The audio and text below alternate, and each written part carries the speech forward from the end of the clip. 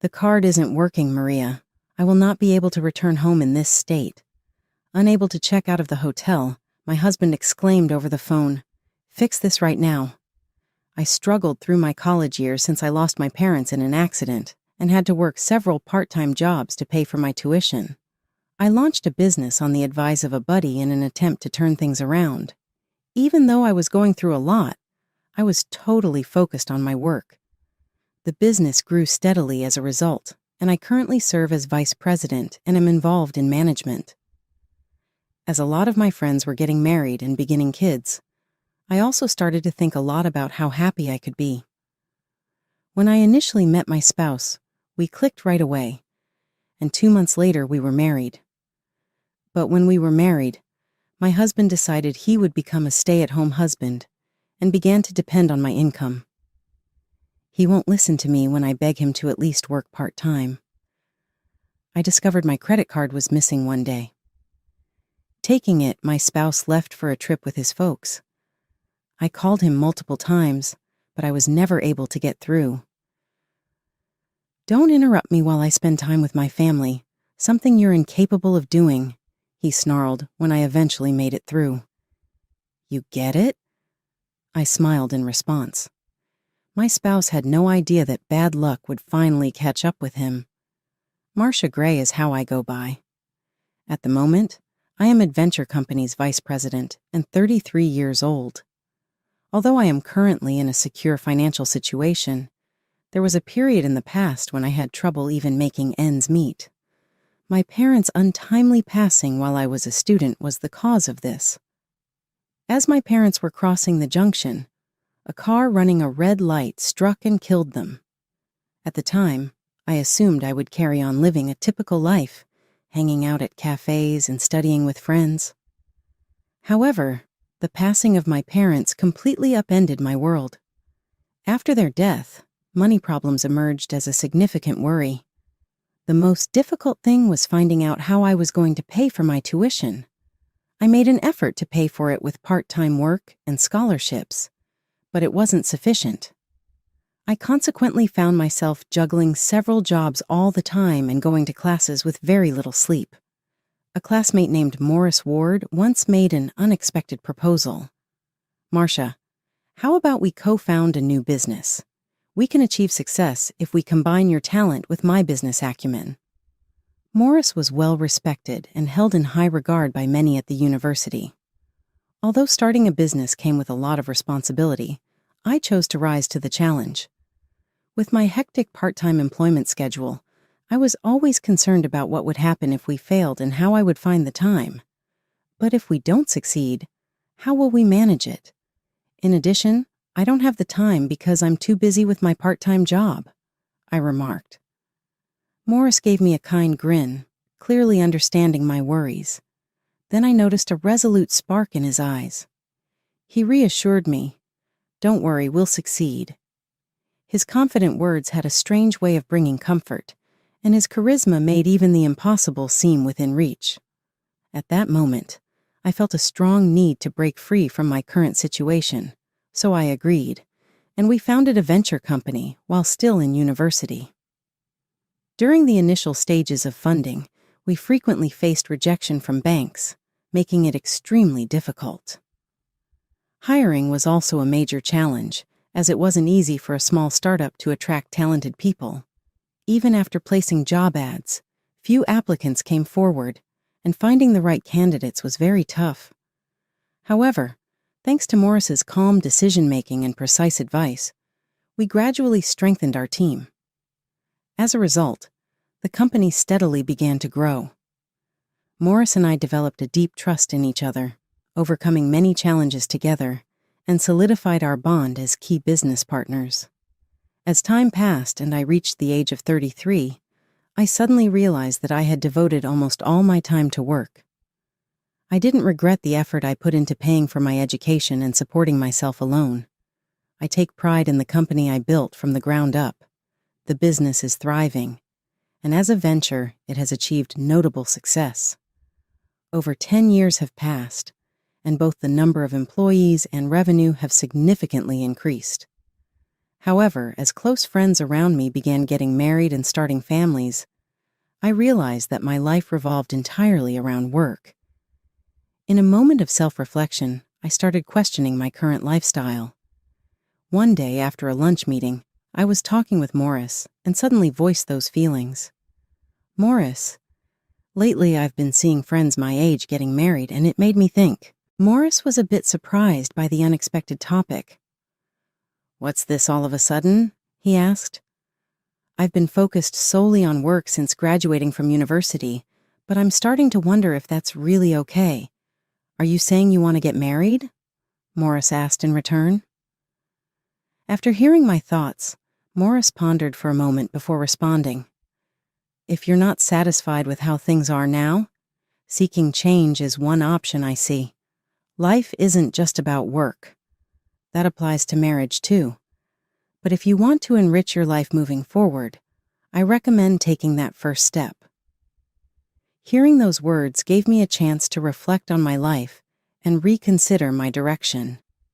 I had never really thought deeply about anything outside of work before. Encouraged by Morris, I decided to start looking for a partner. A friend introduced me to a safe matchmaking app, and I started using it right away. I scheduled dates after work, spending time at restaurants, bars, and movie theaters. After several dates, on the fourth one, I met Ryan Torres. I was swamped with work and not good at household chores, but Ryan was efficient and excelled at cooking and cleaning. He understood my busy schedule and never got upset, even if I had to cancel a date. Our relationship progressed smoothly, with both of us thinking about marriage from the beginning. Just 2 months after we started dating, we decided to get married. However, right after the wedding, Ryan suddenly announced that he was quitting his job and becoming a stay-at-home husband. I was surprised by this unexpected turn of events and couldn't hide my shock. What just happened? I asked, bewildered. Ryan replied calmly, From now on, I'll handle the household chores so you can focus on your work. But why would you make such a decision without even discussing it with me? I struggled to process this. Ryan nonchalantly explained, You're earning an income, so there's no issue. If I take care of everything at home, it'll make things easier for you. I was stunned by his response. Was he planning to completely rely on my income? Even though I'm earning, we're not that well off.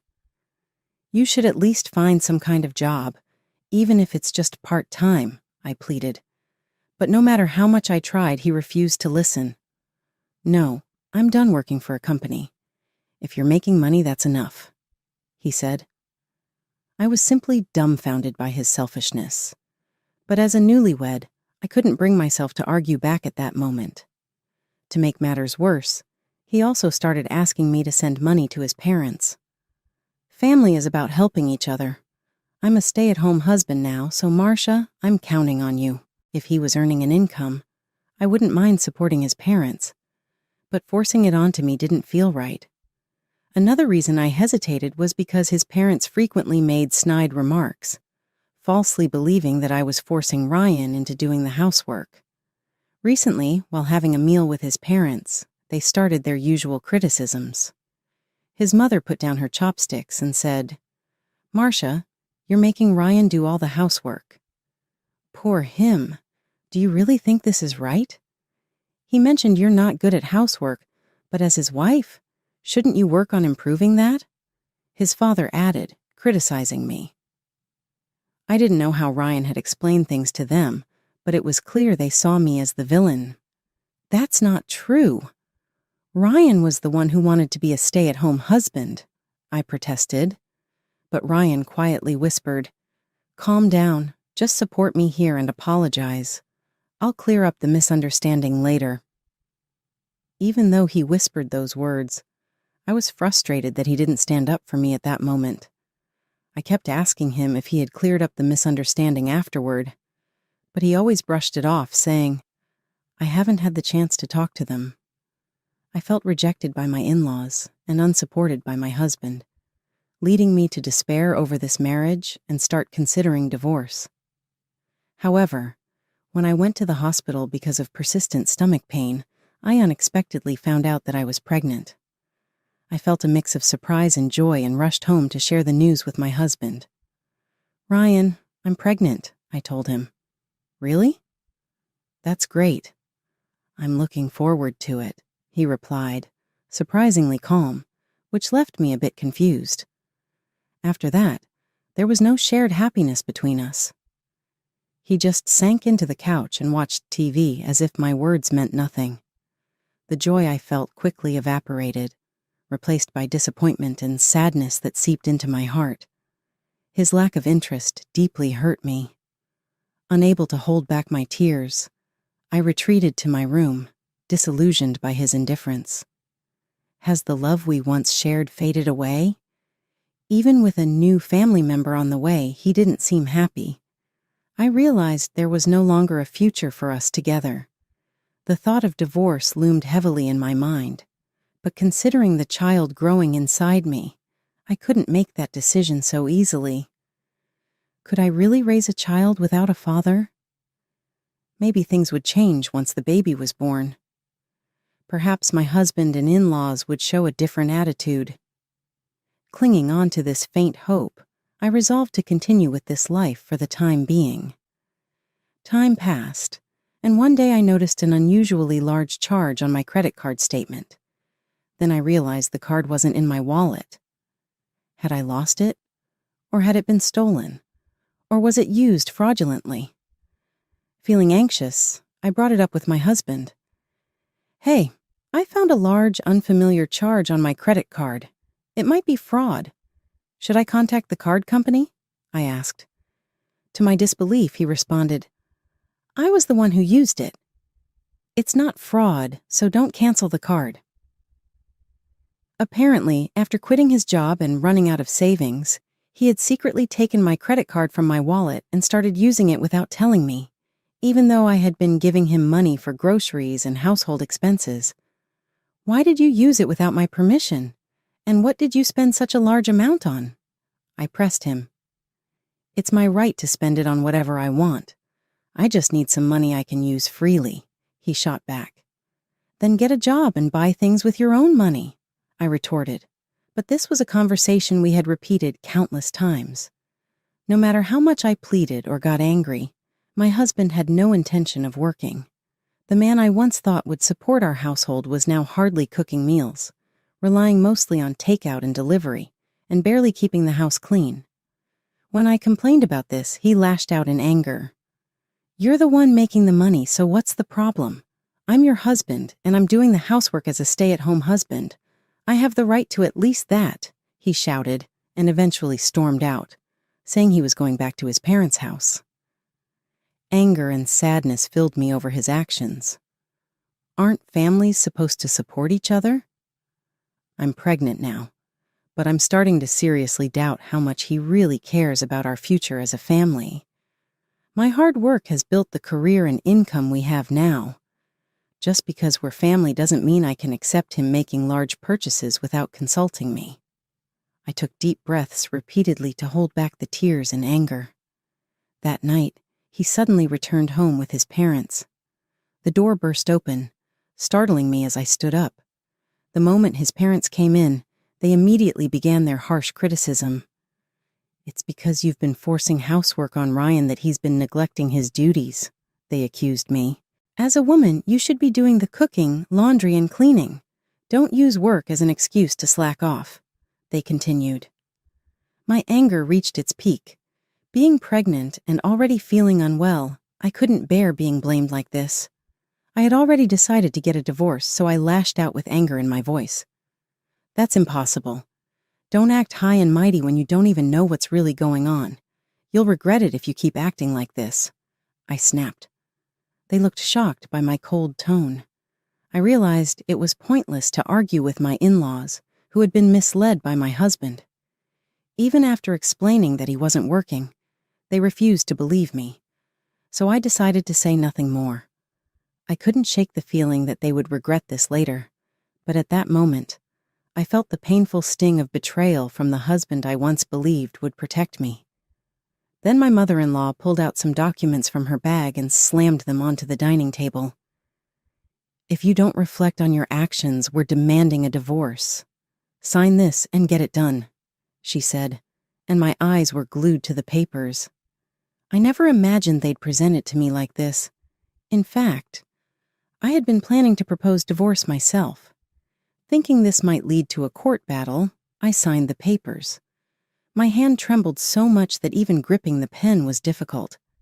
Fighting back my anger, I forced myself to sign the documents and said, "There, it's done." With that, my husband and in-laws left. I realized I had forgotten to ask for my credit card back, and a deep sense of despair washed over me.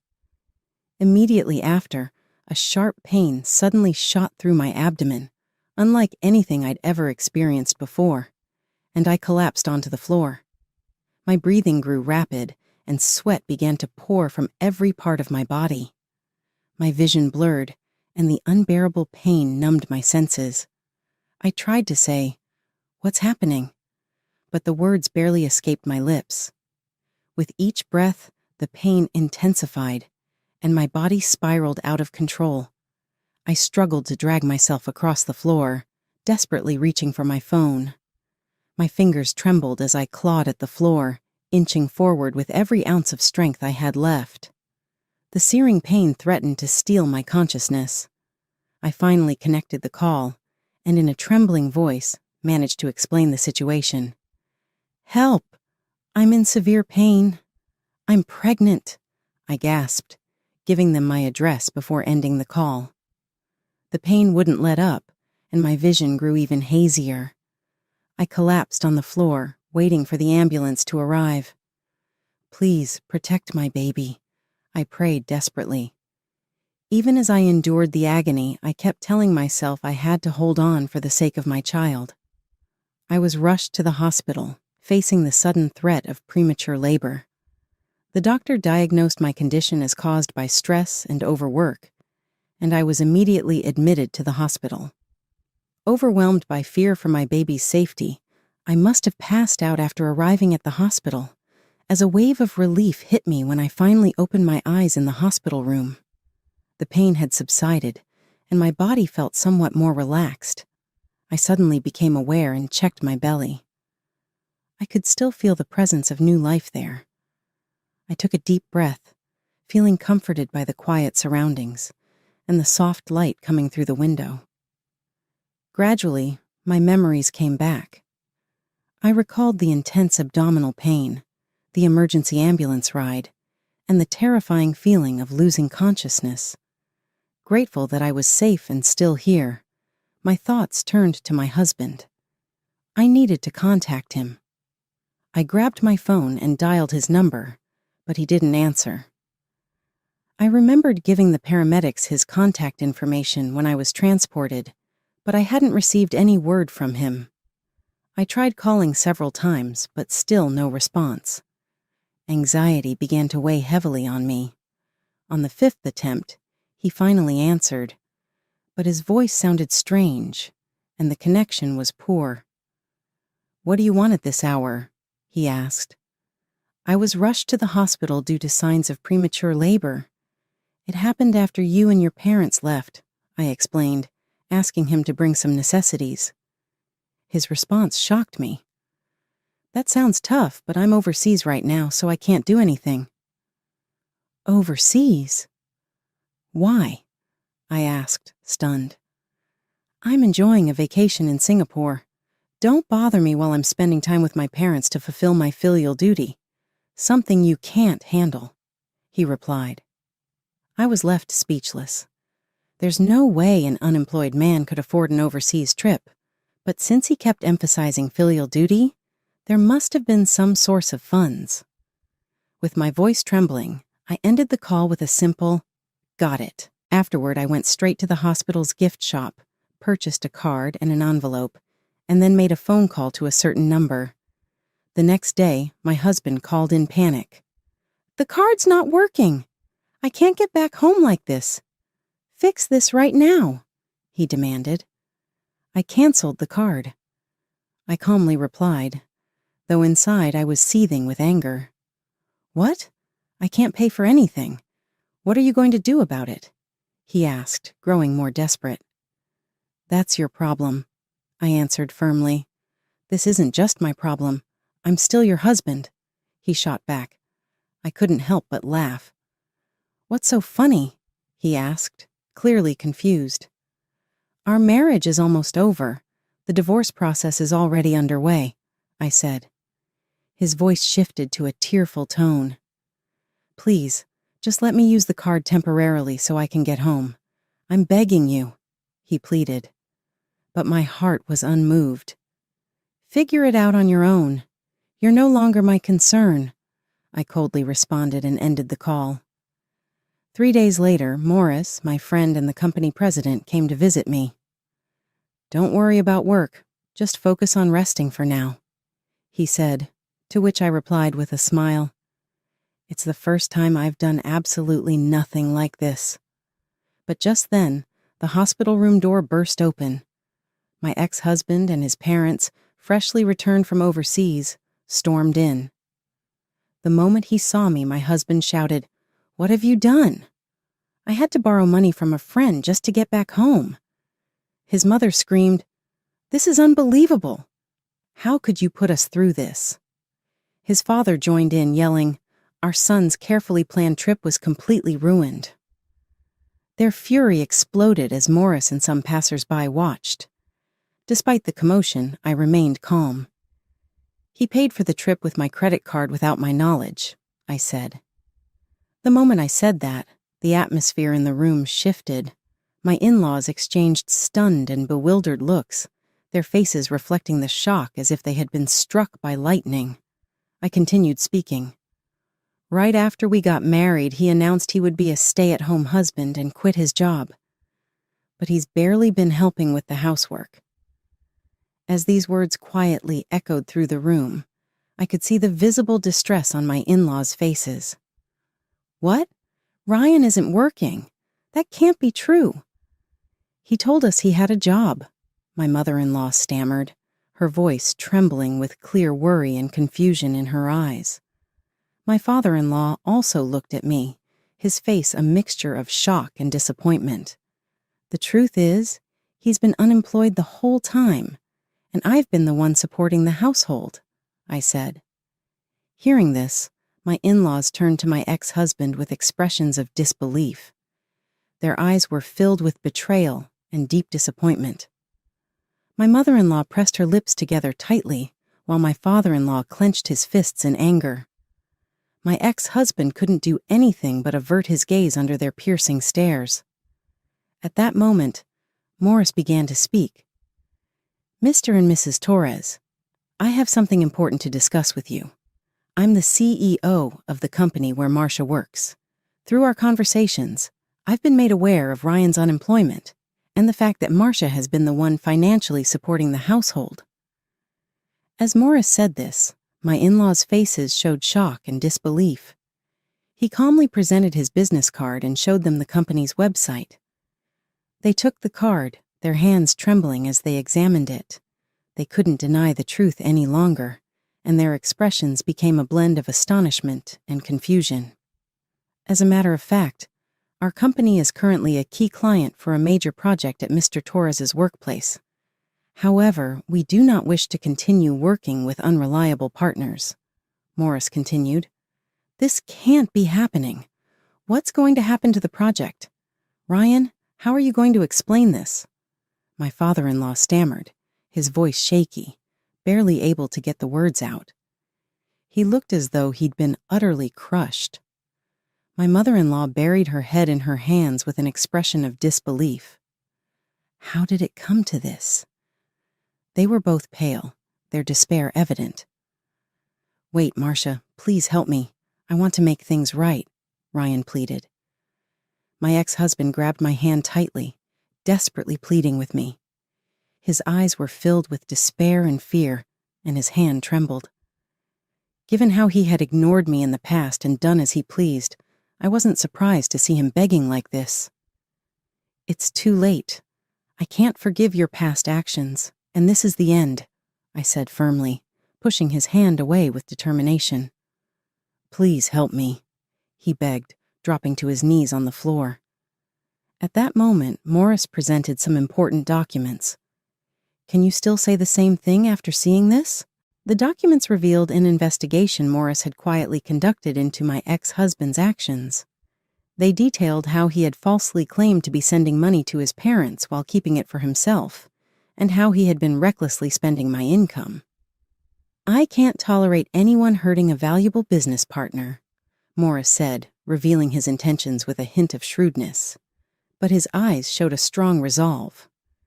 I've already been in touch with our lawyer. You should prepare to compensate.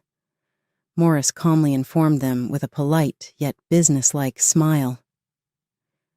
I felt an overwhelming sense of gratitude and relief for all that Morris had done for me.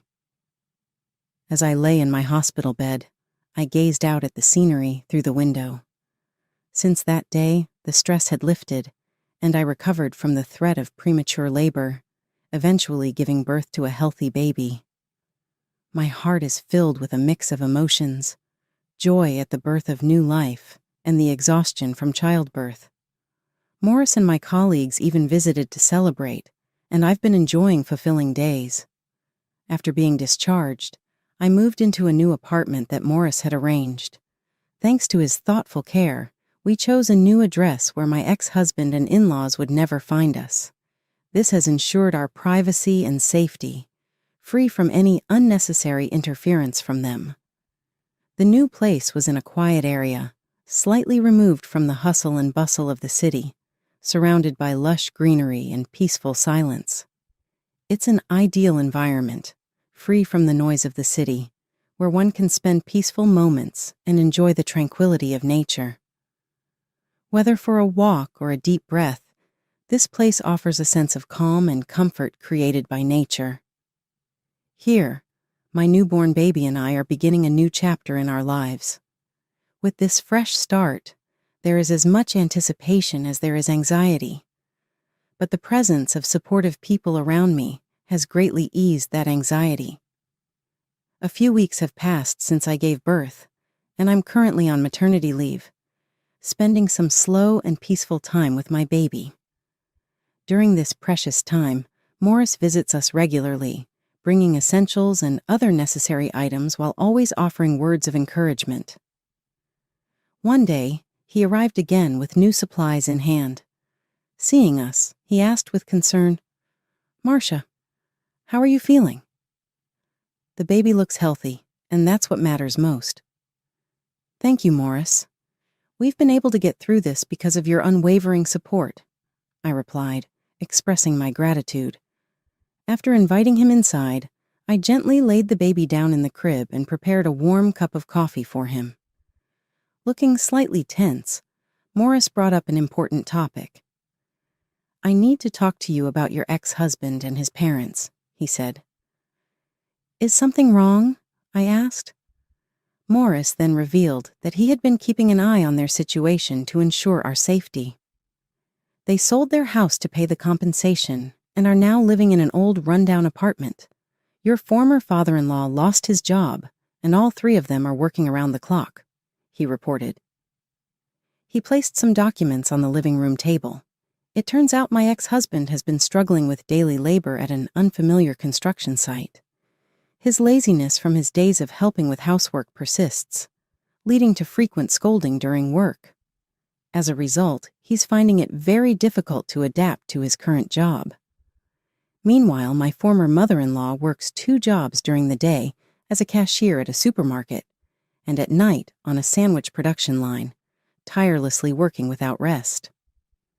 She's suffering from back pain, but doesn't have the time or money to seek treatment due to her busy schedule.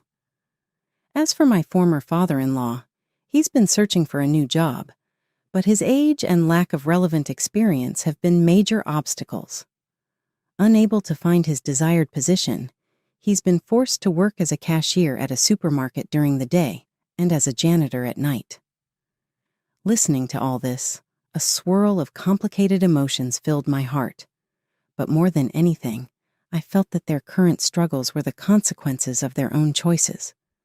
I briefly felt a pang of sympathy, but it quickly faded. Staying calm, I said, Well, that's the result of them betraying us. Morris nodded in agreement and said, "You're right. Now you're finally free. Let's focus on your happiness and the baby's well-being from here on." Morris's remarks struck a chord with me, and I felt more strongly than ever that my child and I would be the center of my life going forward. I'm prepared to start over now that the struggles and suffering of the past are behind me. I then asked through my attorney that my ex-husband and in-laws reimburse me for the unapproved use of the money and pay the alimony. Even though they said they couldn't afford it, I was no longer skeptical. I stood up and confronted them for the future of myself and my child. "I won't be considering getting married in the future." I smiled and said, "I'll live a happy life with my child from now on." Morris answered, "You made the proper choice. You deserve all of the happiness that is coming your way since you are such a strong person." They encouraged me and said that we should now concentrate on my child's happiness and our future together. This self-assured new beginning is a major advancement for us.